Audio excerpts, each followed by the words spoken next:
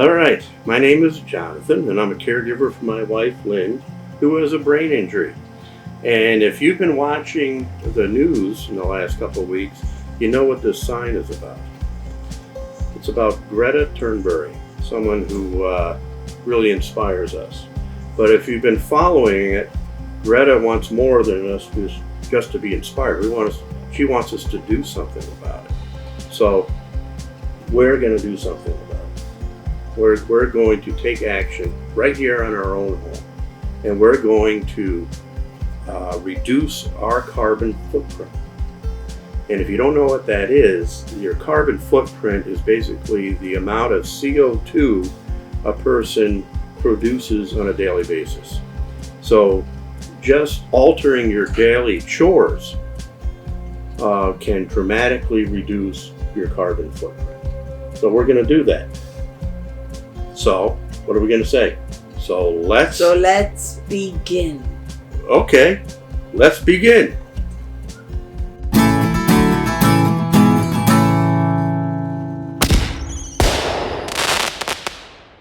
All right, so last night I was listening to some folk music by people like Arlo Guthrie, Pete Seeger, and Bob Dylan. And I mentioned to my son, who was here, our son Justin, and I said, geez, a lot of the songs that they're singing really pertain to what's going on today. And he looks at me and he says, yeah, that's because you never fixed it. And that struck me, because it's true.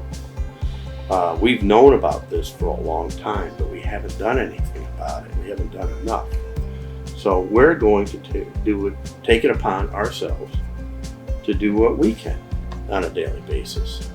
And also, one of the things that Arlo Guthrie said in between one of his songs was, if you can't do it for yourself, you can't do it for the world either. And that is true. So we're going to do it for ourselves.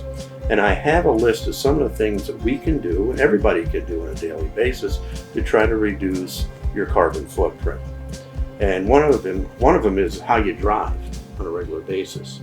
Try to get all your errands in one shot, rather than go off and doing a lot of little trips. And you can also avoid bottled water. We don't drink a lot of bottled water, so I drink a lot of water, but not a lot of bottled water. But there are people that do. The other one is a big one, is unplugging things that you're not using.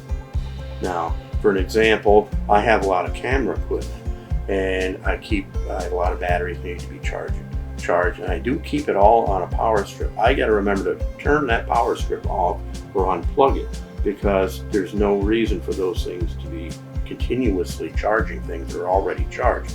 Also, my cell phone. Every night I plug in my cell phone, and next morning I unplug it, but I keep the charger still plugged in. Those things are major energy feeds. Don't you agree? So we're going to unplug those. And we're going to energy-proof our home a little bit more. And well, anything, windows and doors, weather stripping, things like that, you can do that. And insulate windows. Wash in cold water rather than hot water. We already do that. So I do that. I maintain our vehicles. We do that. And the other thing that we're going to do, we're going to start doing it today, is, believe it or not, is eat less meat.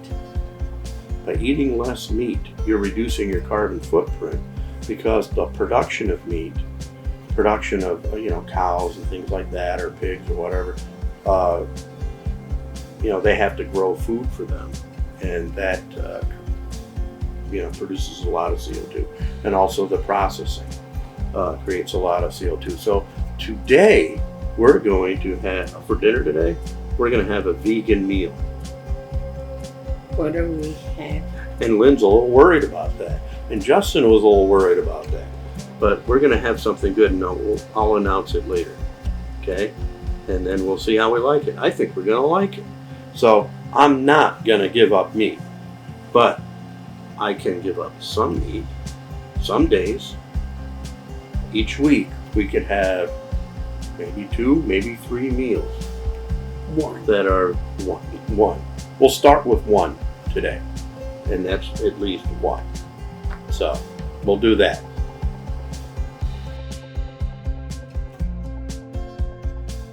Now, in keeping with the footprint theme, we decided to do this pet keepsake photo frame kit for Buddy. Now, Buddy's doing fine. He is 14 years old, but he is healthy. We decided that maybe we'd want to do this type thing when he's still healthy.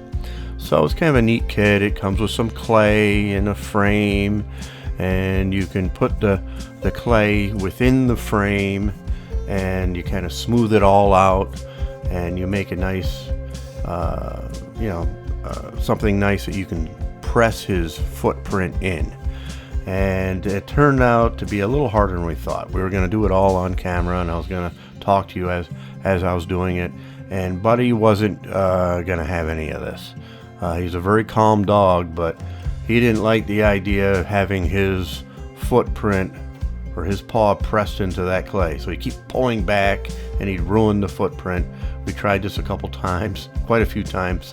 This is it on the ground. And as you see, nope, he'd pull back and it would get ruined. But we did finally get it. We'll show you the finished job with the photos in the frame and everything in another video.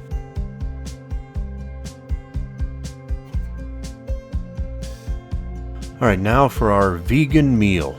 We opted for pineapple fried rice, which sounded good for everybody, even though Lynne and Justin were a little nervous about the whole vegan thing. So I cut up some carrots. It was the first thing I had to do, and put in some olive oil and saute that. Then I had to cut up some onion, put that in with the olive oil as well, and sauteed both of those. And then after they got good and soft, I added some corn. There's some corn in there I decided to add as well. And then some canned pineapple.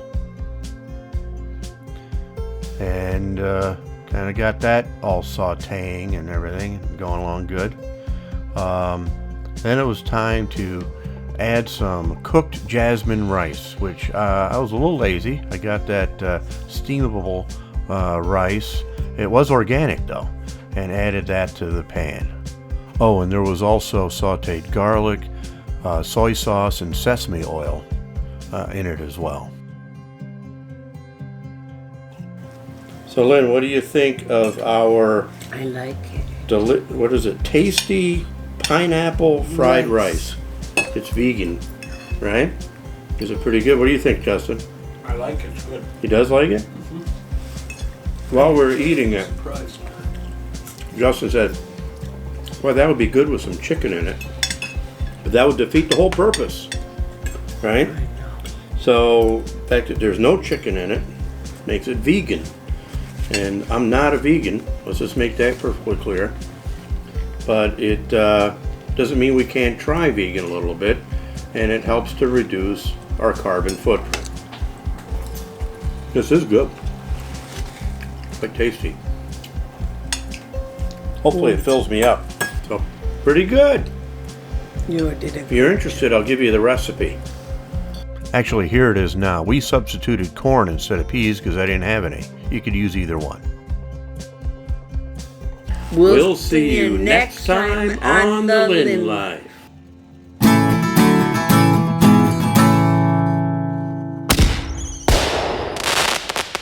So, you're going to make your own footprint. Here, bud. Let's see how Justin, you get to help me out here. Okay. You have to help me out. Okay, here we go. Here's a paw print. And we're going to start from the back. There